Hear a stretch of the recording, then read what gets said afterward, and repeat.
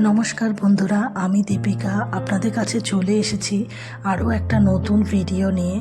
এর আগের ভিডিওতে আমি আপনাদের কাছে শেয়ার করেছিলাম কুলোর উপরে বর কনের ছবি আঁকা। তো সেটা এর আগের দিনকে পুরোটা আমি কমপ্লিট করে দেখাতে পারিনি আপনাদেরকে, কারণ ভিডিওটা অনেক বেশি লেন্দি হয়ে যাচ্ছিল। তাই সেকেন্ড পার্টে আমি কালারটা আপনাদেরকে দেখাবো। প্রথমে আমি এর আগের ভিডিওতে দেখিয়েছিলাম যে কুলোটাকে আমি হোয়াইট কালার করে নিয়েছিলাম, করে নিয়ে একদিন শুকনো করতে দিয়েছিলাম। তারপরে আমি তার উপরে বরকনের ছবিটা পেন্সিল দিয়ে এঁকেছিলাম। তো আজকের ভিডিওতে আমি আপনাদেরকে দেখাবো পুরো কালারটা কিভাবে আমি করছি। তো আমার কালারটা করার পরে ফাইনাল লুকটা কীরকম হয়েছে অবশ্যই আপনারা কমেন্ট করে জানাবেন, আর ভালো লাগলে লাইক করে দেবেন, শেয়ার করে দেবেন।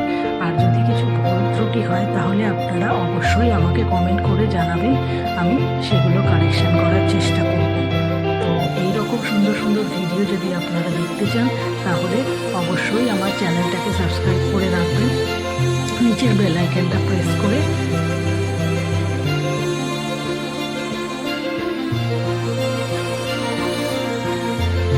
আমি ভাবছিলাম যে বউকে কী কালারের শাড়ি পরাবো, তো বিয়েতে তো রেড কালারটাই বেশ ভালো লাগে, তাই আমি শাড়ির মধ্যে এখানে রেড কালার করেছিলাম আর ব্লাউজটা গ্রিন কালারের করেছিলাম, আর তার মধ্যে আমি কিছু কলকা করে নিয়েছিলাম। আর বউয়ের সঙ্গে ম্যাচিং করে আমি বড় পাঞ্জাবি রেড কালারেরই করেছিলাম, রেড কালার করেছিলাম। আর বুকের কাছটাতে আমি একটু কলকা করে নিয়েছিলাম।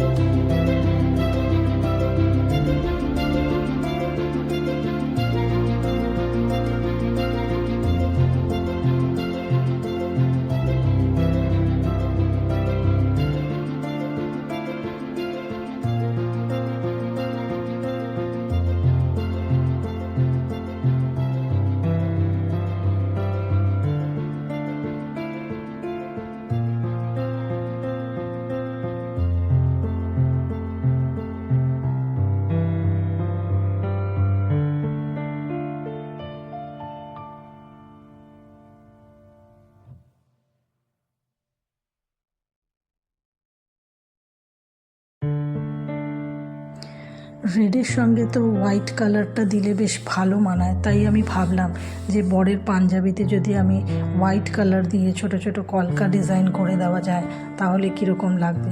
তাই ভাবলাম যে হোয়াইট কালার দিয়েই কলকাগুলো করব। তো ছোট ছোট করে কলকাগুলো করেছিলাম, বেশ ভালো লাগছিল আমার।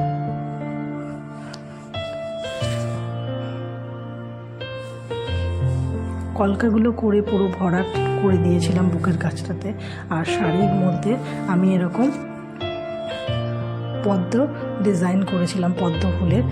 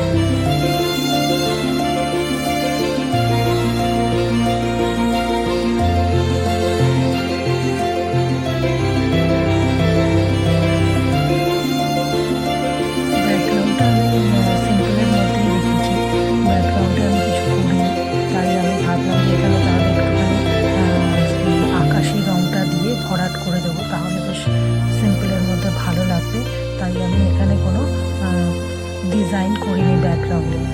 আর সাইড দিয়ে, কুলোর সাইড দিয়ে আমি একটু কলকার ডিজাইন করে দিয়েছিলাম,